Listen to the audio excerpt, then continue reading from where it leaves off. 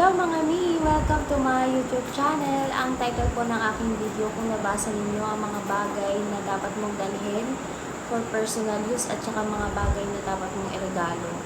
Ito lang naman po ay recommendation ko. Unahin natin yung sa sa pang-gift, pang-regalo.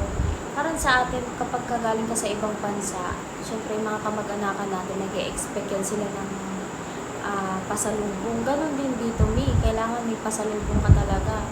Tsaka kasi mahilig sila magregalo. Ngayon, ang maire-recommend ko, i-priority mo talaga yung yung mother-in-law mo at saka yung sister-in-law mo. Yan talaga kasi para matuwa sila sa'yo. Para magkasundo kayo agad sa first meeting nyo pa lang. Ang may recommend ko, kung sa mother-in-law mo, bigyan mo siya ng prayer mat, yung mga gamit sa pagdadasal, damit, yung branded na damit na pang-tradisyonal. Kasi dito hindi sila, lalo na yung mga edad, hindi yan sila nagsusuot ng mga t-shirt, tsaka ng mga pajama, yung mga pang-modern clothes. Hindi, kailangan talaga ng pang-tradisyonal. Bilhan mo siya ng medyo yung mga pang-fancy, pero ang kulay ay yung prepared niya na kulay. Alam naman natin yung mga matatanda, gusto yan nila ng medyo oldie style, gano'n. Tapos sandals tsaka bag. Yan.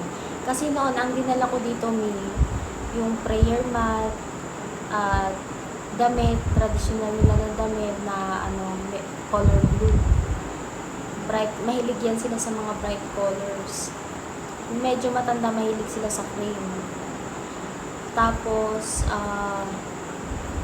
sandals na medyo oldie style, tsaka bag na para siyang bayong.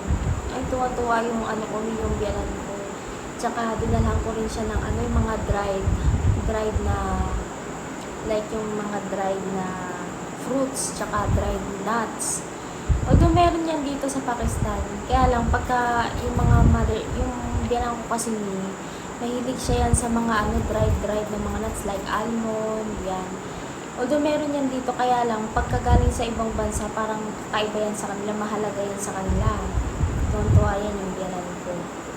Siguro, yung biyanan ko kasi may mga nasa 60 na.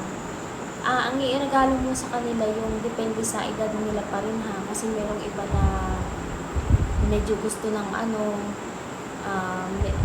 modern, yan, mga modern design. Yung biyanan ko kasi medyo na siya, may edad na. Ngayon, pangalawa naman sa sister-in-law mo, dalhan mo siya ng mga branded na makeup tsaka skincare. Like yung lotions, yung sa makeup, huwag mo kakalimutan yung eyeliner, eyebrow, tsaka yung mascara, yung para sa mata. Kasi hindi naman yan sila mahilig masyado mag-foundate. Yung ko kasi, yung sister-in-law ko, hindi siya mahilig sa mag-makeup, pero mahilig siya sa mata. Maglagay-lagay ng mga sa mata. Yung tsaka lipstick, yan, branded. Kailangan branded, kasi sister-in-law mo yun.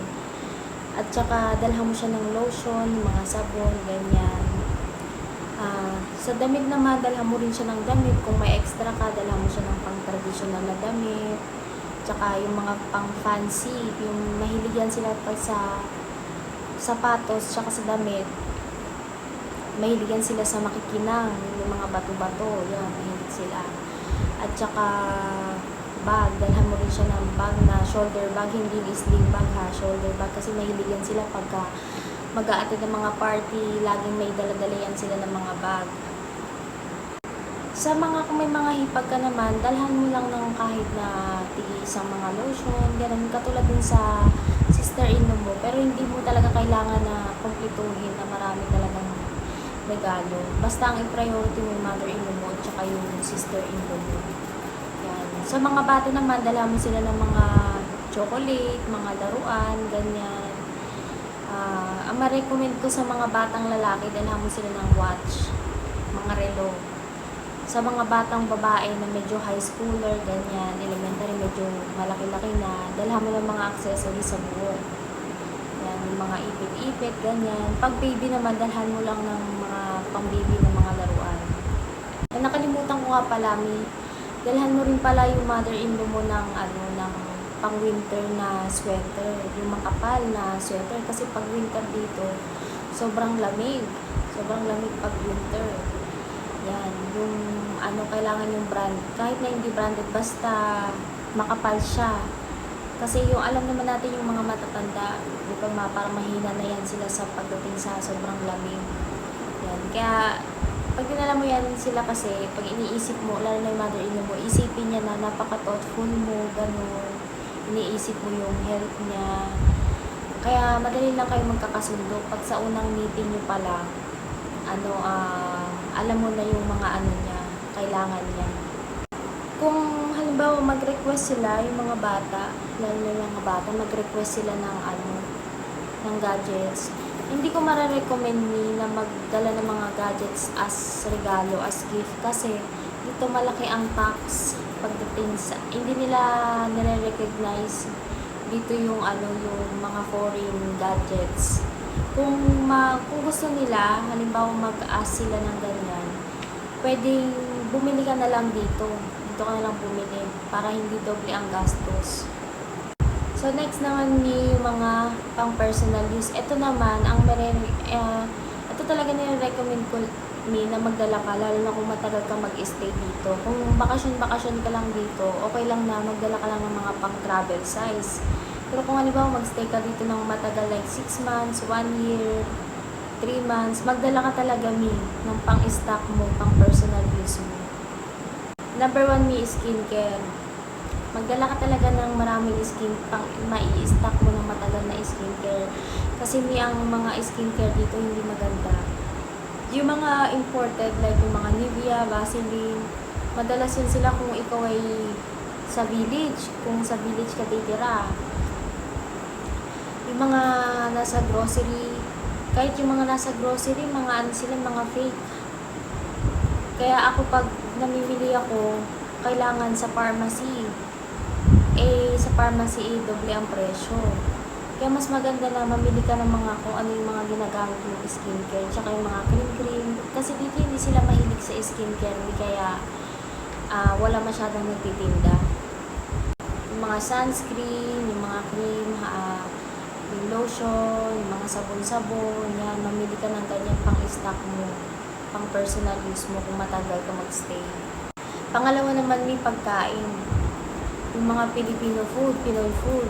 Yan ang madalas na, kaya maraming mga Pinay na hindi nagtatagal dito, kasi nga naaano sila dahil walang mga available. Hindi katulad kasi dito ng Dubai, ng UAE, ng Saudi na may mga Filipino store. Siguro merong store pero galing pa yan sa mga sa mga big cities, sa mga city area talaga. Kung katulad ko, ikaw na nakatira sa sa village, walang mga mga available na mga Filipino food.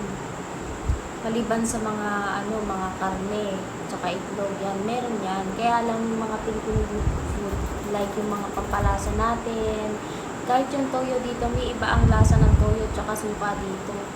Kaya magdala ka talaga yung mga paborito mong pagkain, pang-stock mo, like yung mga delata, yan. Mga pampalasa natin, like mga magic sarap, yung pangsigang. Magdala ka talaga ng maraming ganyan kung tagal kang magstay dito, yung mga noodles natin. Pero wag kang magdadala dito. Kailangan yung mga dadalhin mo mga halal food lang. Bawal dito magdala ng mga alcoholic drinks, tsaka yung mga non-halal. Yan. Kailangan titingnan mo yung mga ingredients para hindi ka mahirapan sa custom. At syempre pangatlo ay mga undergarments. Yan. Mamili ka talaga ng mga branded. Kung magtatagal ka dito, mamili ka ng maraming branded na mga matagal, matitibay ng mga undergarments, kasi wala masyado dito nagtitinda ng ganyan. Kahit sa mga mall, wala masyado, lalo na kung sa village ka titira.